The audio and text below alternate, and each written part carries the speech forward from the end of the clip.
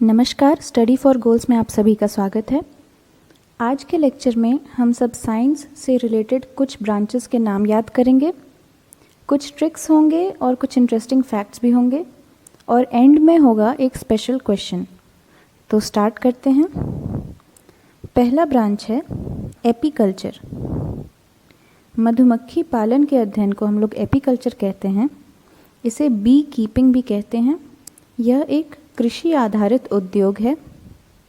इसको याद रखने का एक तरीका है, एपीकल्चर है, ए पी, क्या पी, मधु।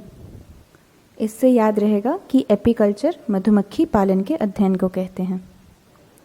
दूसरे ब्रांच पे आते हैं। दूसरे ब्रांच का नाम है एंटेमोलॉजी। एंटेमोलॉजी कीटों के अध्ययन को कहते हैं। इसे कीट विज्ञान भी कहते हैं। यह प्राणी विज्ञान का एक अंग है और इसको भी याद रखने का एक तरीका है, एंटेमोलॉजी। एंड से याद रहेगा एंट। एंट चींटी को कहते हैं और चींटी एक तरह का कीट है, तो इससे याद रहेगा कि एंटेमोलॉजी कीटों के अध्ययन को कहते हैं। यह जान लें कि कीट कई तरह के होते हैं। कुछ विषैले कीट, डंक मारने वाले कीट, लाभकारी, गायक, भोज्य, भेदक, पराश्रयी, शिकारी, कई तरह के कीट होते हैं। अब हम अगले ब्रांच पे जाते हैं। तीसरा ब्रांच है एंथोलॉजी। एंथोलॉजी पुष्पों के अध्ययन को कहते हैं। एस्ट्रोलॉजी नक्षत्रों के प्रभाव का अध्ययन जो होता है उसे एस्ट्रोलॉजी कहते हैं।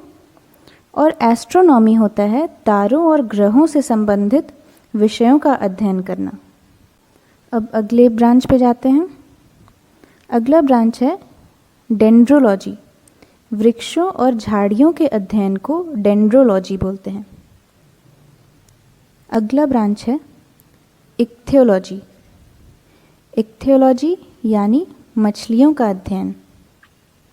यहाँ एक इंटरेस्टिंग फैक्ट जान लें कि हर कुछ साल पे ये सर्वे किया जाता है कि कितनी प्रजातियां हैं मछली की। तो आखिरी अक्टूबर 2016 में जब सर्वे किया गया तो पता चला 33,400 प्रजातियां हैं मछलियों की। अब हम अगले ब्रांच पे जाते हैं, फाइकोलॉजी। फाइकोलॉजी यानी शैवालों का अध्ययन। इसे याद रखने का एक तरीका है, इंटेलिजेंट स्टूडेंट्स के थ्रू हम इस ब्रांच को याद रख सकते हैं। जो इंटेलिजेंट स्टूडेंट होते हैं वो फेंकते बहुत हैं और सवाल बहुत करते हैं। तो फेंकते बहुत हैं, इससे हमें ये याद रहेगा फाइकोलॉजी, और सवाल बहुत करते हैं, इससे याद रहेगा शैवालों का अध्ययन। तो फाइकोलॉजी शैवालों के अध्ययन को कहते हैं। अब अगले ब्रांच पे जाते हैं, माइकोलॉजी। कवकों के अध्ययन को माइकोलॉजी कहते हैं। इसे भी याद रखने का एक तरीका है, कौवा जो कि एक बहुत बुरा गायक है लेकिन गाता तो है, कौवा गाता है माइक पे, इसीलिए हमें याद रहेगा माइकोलॉजी। तो माइक पे कौन गाया? कौवा। तो कवकों के अध्ययन को माइकोलॉजी कहते हैं। कवकों का मतलब फंगस होता है। अगला ब्रांच है ऑर्निथोलॉजी।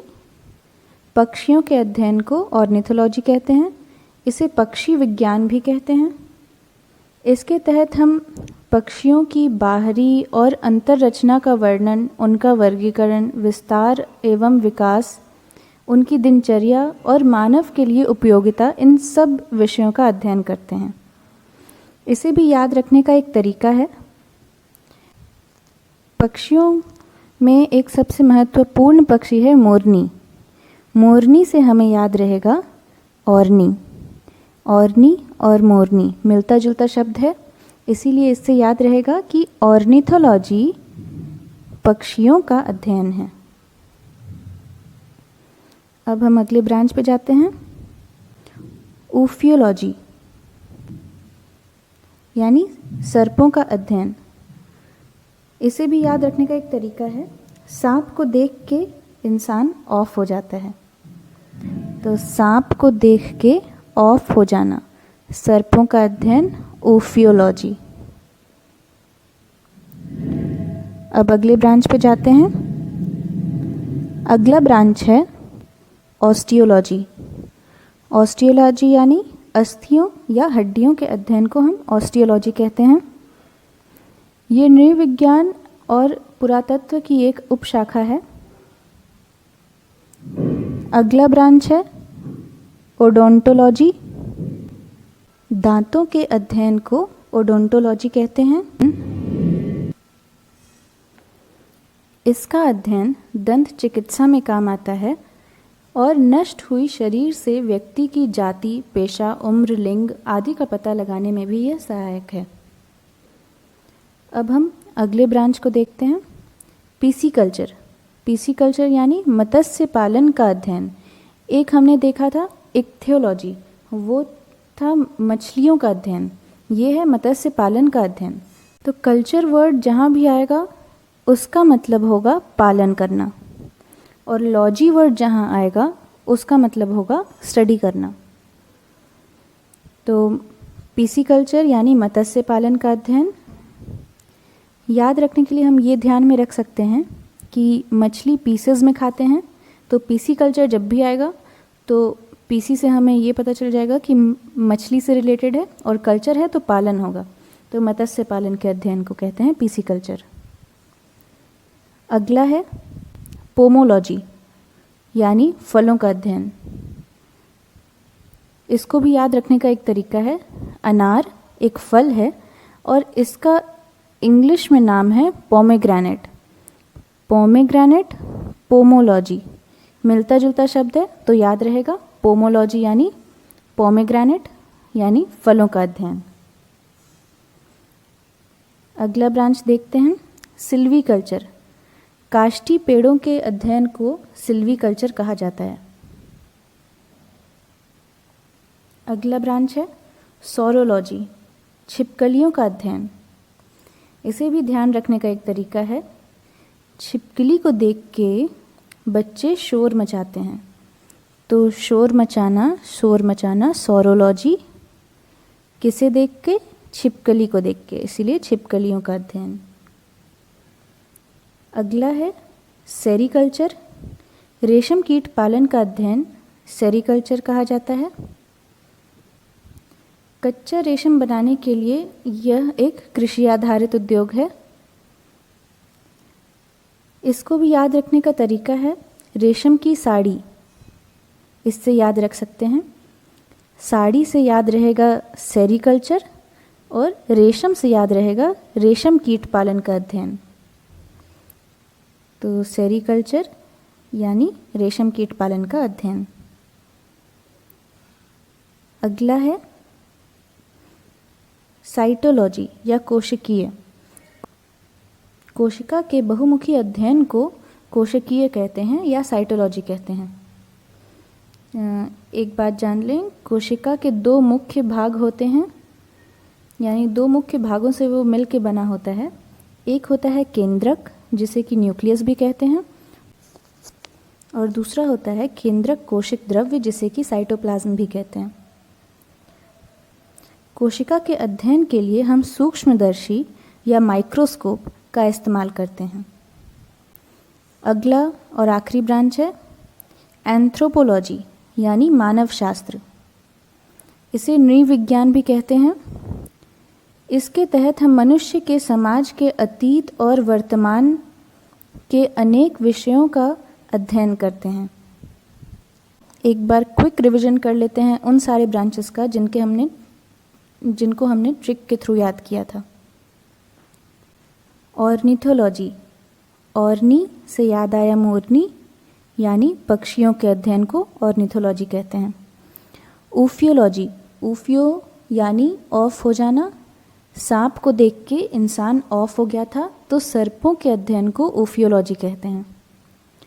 तीसरा एपीकल्चर, ए पी, क्या पी?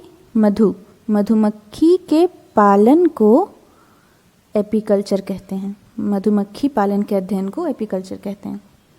फिर सेरीकल्चर, सेरी यानी साड़ी, रेशम की साड़ी, तो रेशम कीट पालन को हम लोग सेरीकल्चर कहते हैं। अगला है पोमोलॉजी, पोमो से ध्यान रहेगा पोमेग्रेनेट, पोमेग्रेनेट एक फल है, तो फलों के अध्ययन को पोमोलॉजी कहते हैं। सौरोलॉजी, सौरो यानी शोर मचाना, शोर किसको देख के मचाया था बच्चों ने? छिपकली को देख के, तो छिपकलियों के अध्ययन को सौरोलॉजी कहते हैं। एंटेमोलॉजी, एंट यानी एंट, एंट चींटी एक कीट है, तो कीटों के अध्ययन को एंटेमोलॉजी कहते हैं। माइकोलॉजी, माइक, माइक पे किसने गाया था? कौवे ने, तो कवकों के अध्ययन को माइकोलॉजी कहते हैं।